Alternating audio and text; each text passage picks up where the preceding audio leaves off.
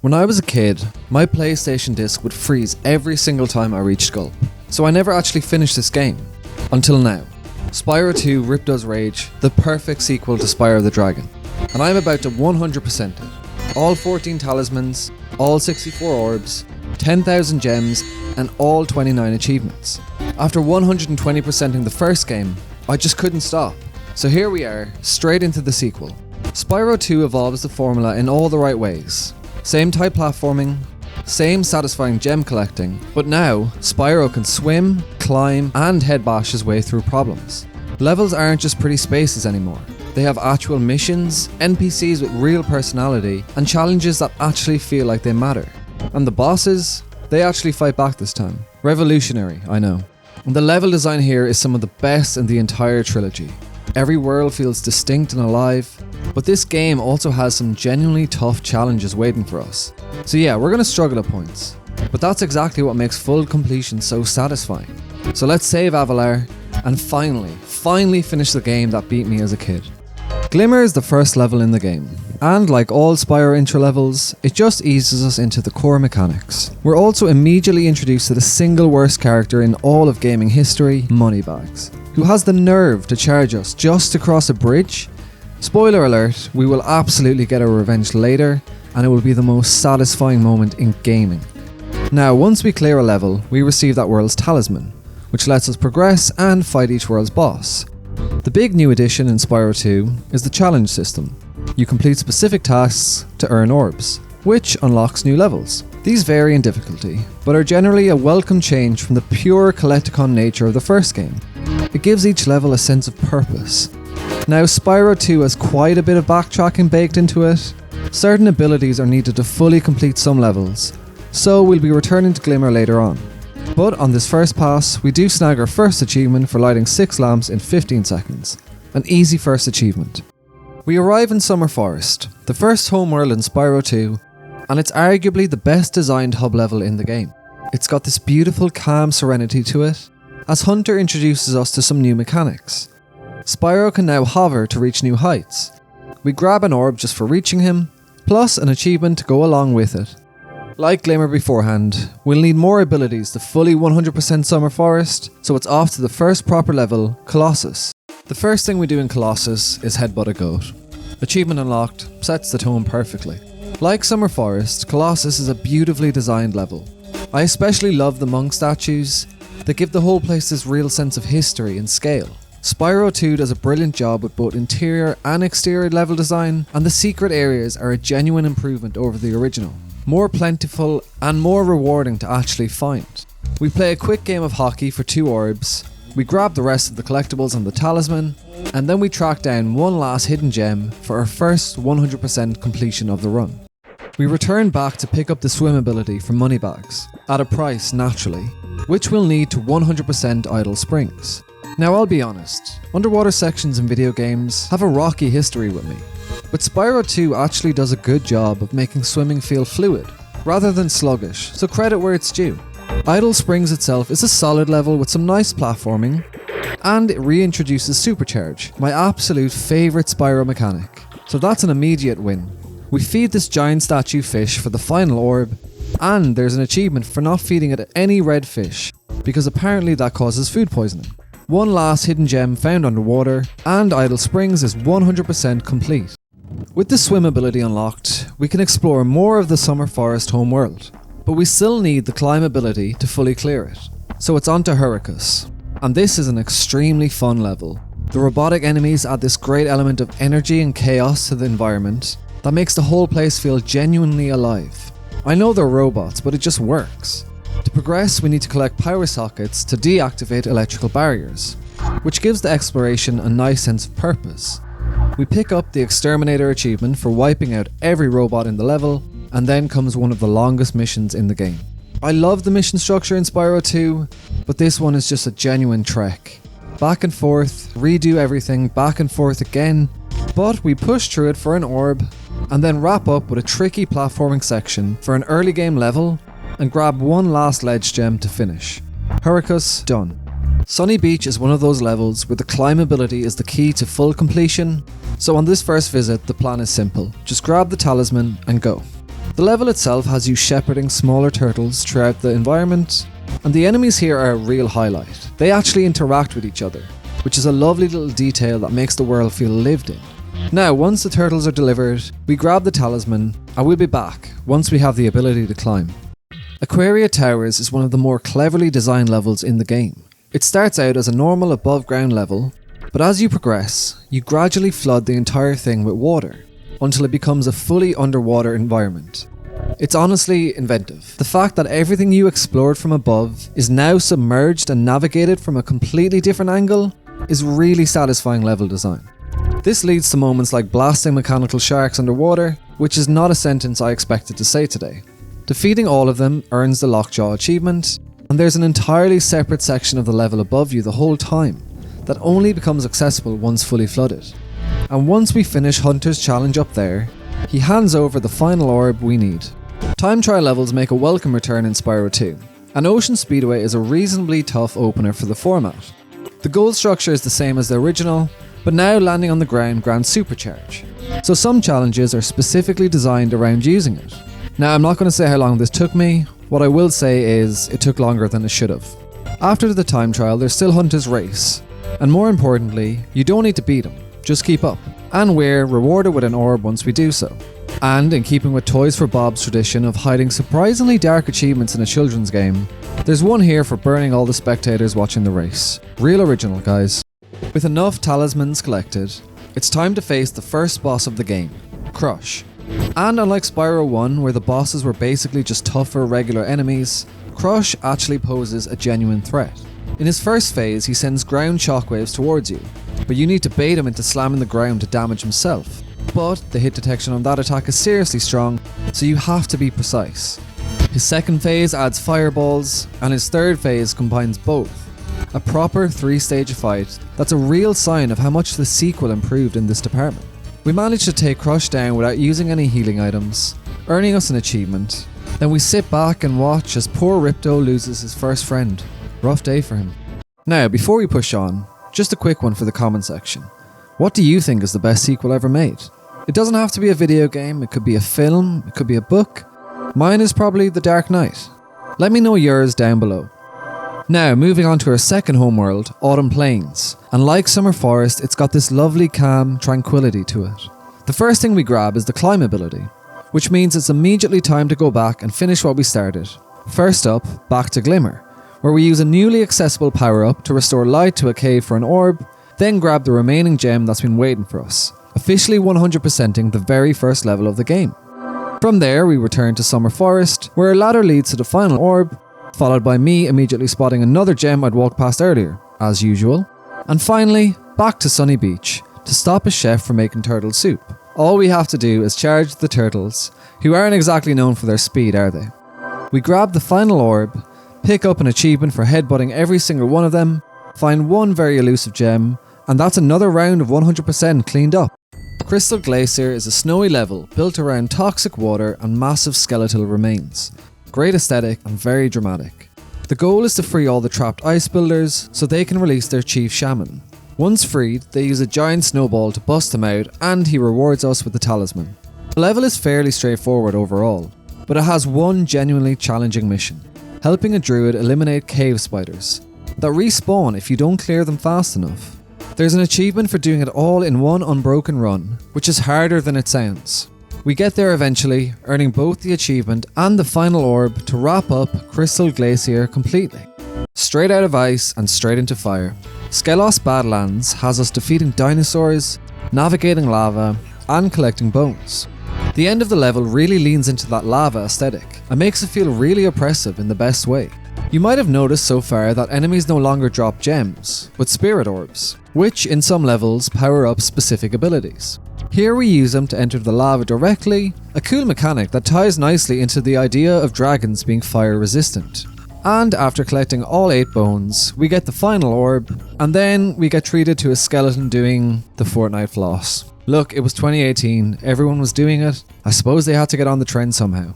One last hidden gem, and we move on. Zephyr is one of my favourite levels in Spyro 2 visually.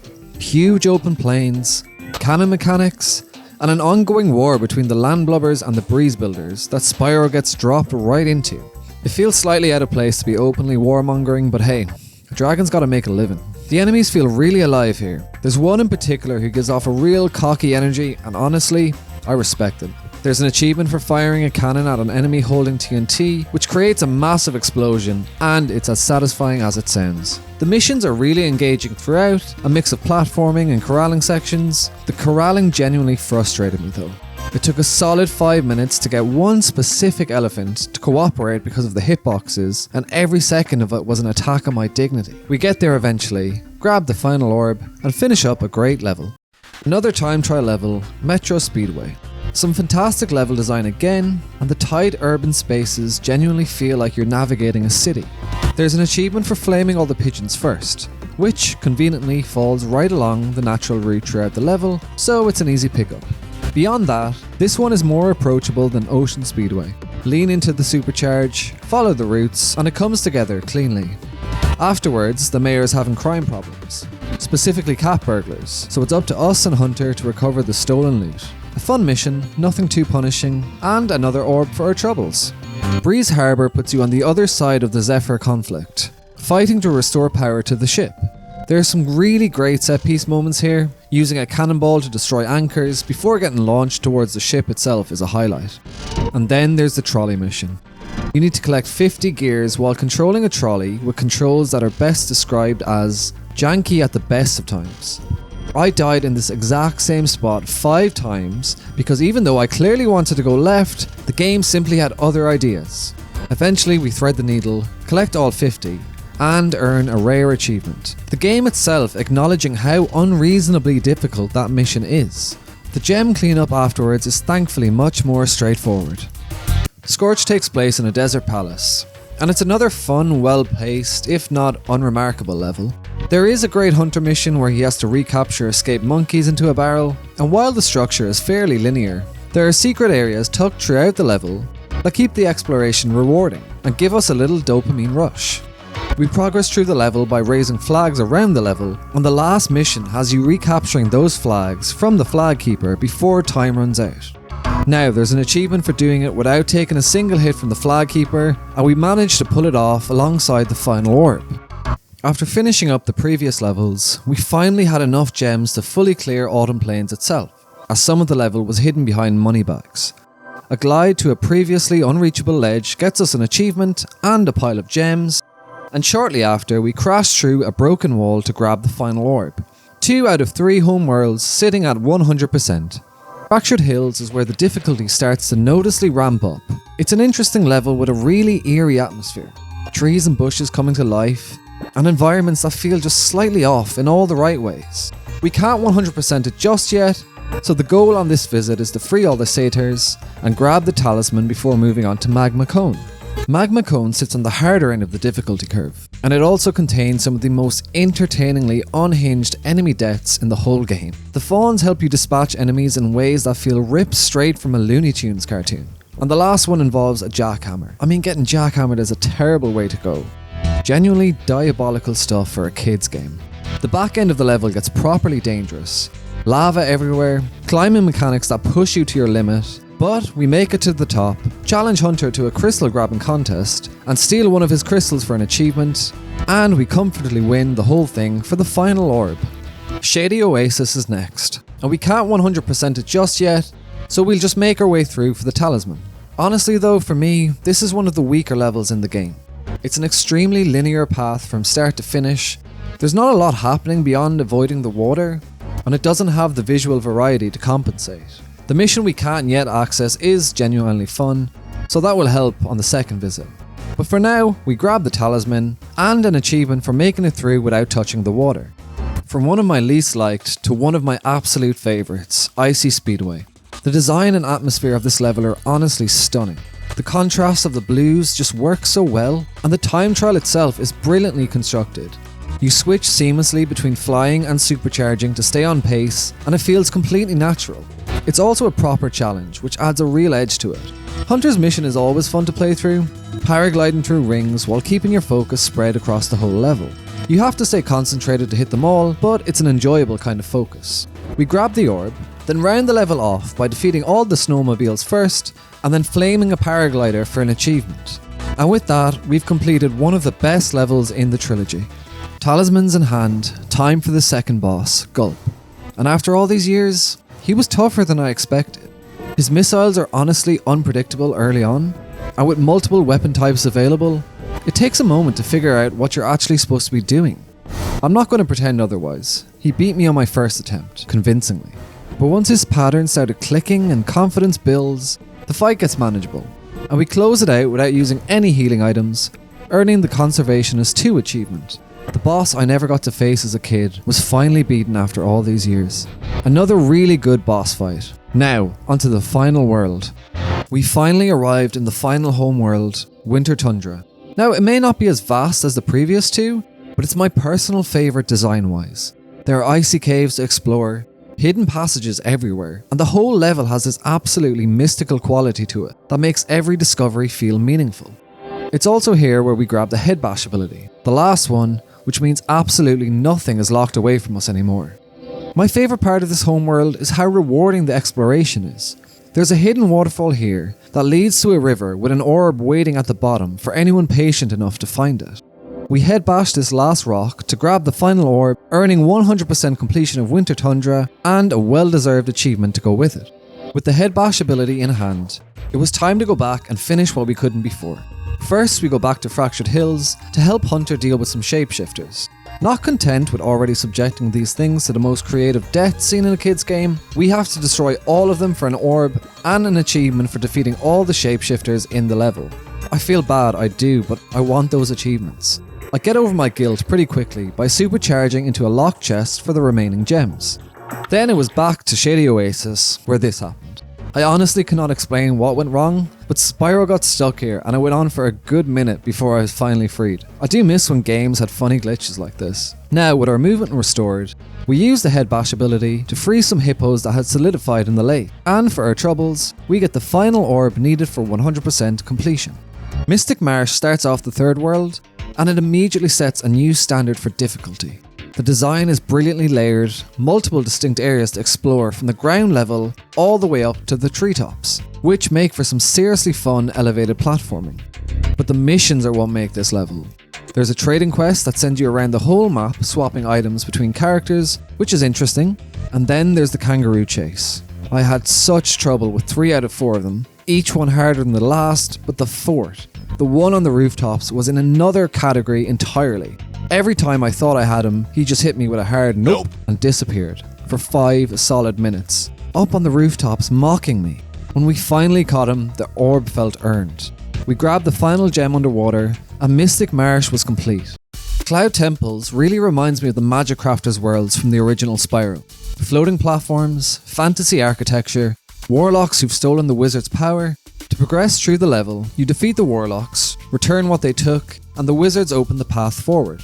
It's a satisfying loop, and a nice return to the fantasy feel that made the original so good. There's an achievement for completing the level without flaming any sheep, and I assumed that meant the enemy variants as well, not just the fodder for sparks. So I had to go back through an entire section of the level because of a technicality, which was my fault, but it was still annoying. A game of hide and seek with Agent Zero, a supposed secret agent who is by any measure terrible at his job, earns us another orb, and then we get a new power-up, Ice Breath, which opens up the bells we need to ring for the final orb. And then naturally on my way out, I spotted a gem I'd walked past at the very start of the level, and I had to go all the way back for it. This happens every time. Now, time for the final time trial level, Canyon Speedway. It's fun and well designed, though if I'm being honest, it's a little on the easy side for a closer. The switch between flying and supercharge feels natural throughout, and the level flows cleanly as a result. There's a rare achievement for destroying 5 buggies using the supercharged sections, and I missed one on my first attempt and I had to clean it up on the second run. Finally, Hunter's mission is next. You're the gunner while he pilots, shooting down blimps. Just hold the fire button. That is honestly the whole mission. It's fun, low stakes, and we wrap up with an orb in hand. And with that, all the time trial levels are complete. Robotica Farms might just be my favourite level in the entire game. I think every aspect of it is perfect. The enemies and NPCs feel more alive and characterful more than anywhere else in the entire trilogy. The environment is densely layered with areas to discover, from the ground floor all the way up to a runway above the level, and the missions are challenging enough to be really engaging without ever tipping into frustration. It's just a great level from start to finish. There's an achievement for destroying all the flying robo-bees, using the pea shooters scattered throughout the level, which rewards you for being proactive as you explore. The final mission is a supercharge mission, where you have to destroy giant pumpkins blocking the runway for the farmer, and it's an absolute joy to play through. With the last pumpkin destroyed, the last orb collected, and a few missed gems cleaned up on the way out, Robotica Farms is done, and it was brilliant. It was time for the last level. And look, Metropolis is a good level, challenging enemies, interesting design, fun missions. But I'd be lying if I said it doesn't feel like an almost level. There's something missing that I honestly can't put my finger on. Maybe it's the enemy variety, maybe the layout never quite opens up the way you want it to. I still can't nail it. It just sits in that category of levels that are almost great, but not quite. The missions are the clear highlight. Chasing and shooting flying saucers, first 3 of them, then 5. It's entertaining stuff. Then there's a mini boss with an achievement for taking it down without a single hit, which we managed to do so, and the power up unlocked here lets us backtrack to one final locked chest, to 100% the level and close out the main game. Time for the big, well, actually quite small, bad of Spyro 2, Ripto, and the fight is a genuine spectacle. Phase 1 works around an orb collection system. You grab 3 orbs and the last colour you pick determines your power up. Green gives acid lobs, pretty ineffective. Blue gives supercharge, useful but tricky because of the camera angles. And red gives fireballs. That's the power up you actually want. Now there's an achievement for using all 3 across the fight, so the variety is worth pursuing deliberately. Phase 2 has Ripto summoning a mechanical gulp. Bigger target, same power up system, but the increased size means even the weaker options become workable now. Phase 3 brings a mechanical bird for Spyro, and the most patience-demanding stretch of the whole fight. Ripto moves constantly, his vulnerability windows are short, and when he does stay still, it's your best chance but also your most dangerous moment, because his attacks follow immediately afterwards. In the final stretch, he falls back to the outer edges of the arena, flying behind the castle walls, making him even harder to track. He eventually does charge in, we land the final hit, and Avalar is saved. With Avalar rescued, Spyro finally gets the holiday he's been after since the opening cutscene. So we land in Dragon Shores. Dragon Shores functions a bit like Nasty's loot from the original game, a bonus level gated behind overall completion percentage. It's a fun little space. There's a roller coaster ride, there's some duck shooting, and of course there's one last deeply unhinged death for the shapeshifters, because this game was never going to let them off easy. Once we collect 10 tokens, we unlock the theatre, but more importantly, we've unlocked the hidden 100% completion room, which grants us a permanent super flame and a dedicated achievement for finding it. And with that, we've confirmed 100% completion of Spyro 2 Ripto's Rage. Spyro 2 is, in my mind, the perfect sequel. It takes everything that worked about the first game and sharpens it, then adds new mechanics that push the whole experience forward without overcomplicating it. The missions, the boss fights, the richer world design. Every addition earns its place. And on a personal note, I started this video telling you my disc used to freeze every time I reached Sculpt, that I never actually finished this game as a kid. Well, we 100%ed it. Every gem, every orb, every boss, every achievement, this one feels good. I hope you enjoyed the video, and if you did, please consider liking and subscribing. It really helps. And if you haven't seen the Spyro 1 video yet, that's up on screen now. And don't forget, drop your favourite sequel in the comments below. I'm really curious what you go with.